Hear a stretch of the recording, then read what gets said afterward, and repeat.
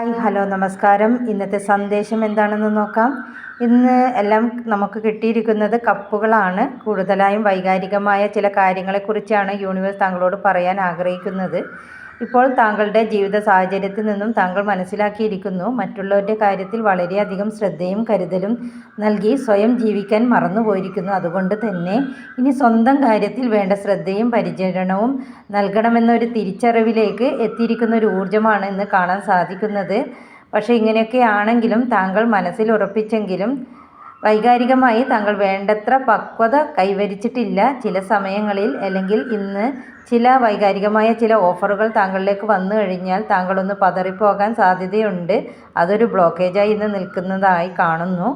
അതുകൊണ്ട് യൂണിവേഴ്സ് പറയുന്നു, ഇത്തരത്തിലുള്ള ഒരു ഇമോഷണൽ അറ്റാച്ച്മെൻറ്റ്സിൽ നിന്നും ഒന്ന് വിട്ടു നിൽക്കേണ്ടതാണ്.